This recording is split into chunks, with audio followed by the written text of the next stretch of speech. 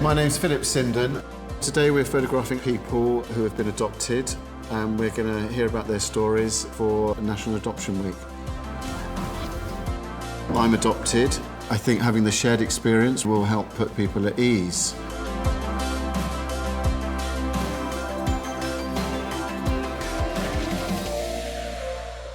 My name's Joy Carter, and I am an adopted person. My name's Philip Sinden, and I was adopted in the 70s. So I'm Isabel, and I was adopted in the 1980s.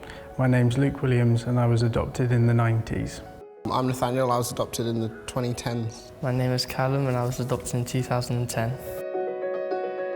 I was in a mother and baby home with my mother before I was then adopted. She went to a meeting and I was taken into another room, and then she never saw me again. Okay, that's really nice. Growing up in Lincolnshire in the 80s was challenging.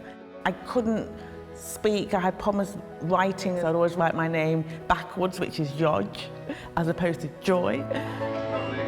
It used to be a kind of a taboo subject. Maybe you knew you were adopted, but nobody really went into detail. There was an expectation that you'd be grateful that you were adopted. I had tried to get a file in the late 80s. On the first page was my father's name, which I'd never known. I found that out last year. My parents were very transparent. But inside I was always feeling, is this really a forever home? It's very natural for your mind to wander. Growing up thinking that I wasn't wanted and that I wasn't loved. Sorry. The biggest change has to be just the openness and the honesty that there is around adoption.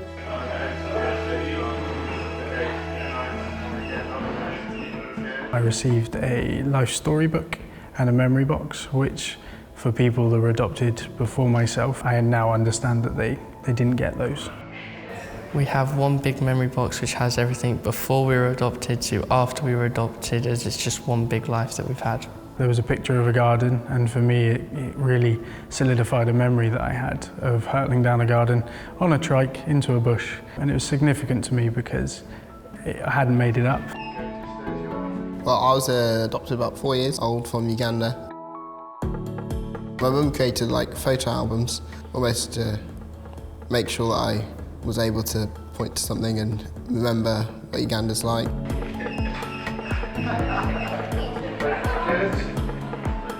Everyone around me was always known I was adopted. If I ever needed to talk to a parent, I could immediately ask them and they'd answer all my questions or try to answer them as best they can.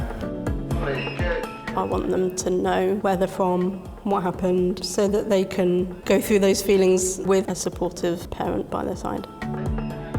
My dad dropped me off at my birth mother's house and waited to make sure I was safe and comfortable. I've been able to achieve so much because of my mum. My mum's always been there to talk to. If I was to talk to somebody who was adopting, I would say do it. We're going to have challenges, we're going to have difficult years and ask difficult questions, but love and consistency throughout helps so much. Yes, there will be struggles, yes, there will be trials, but there are nuggets, there are diamonds that you only get when you adopt a child. Adoption provides hope of a better path. Completely changes a child's life and a family's life as well.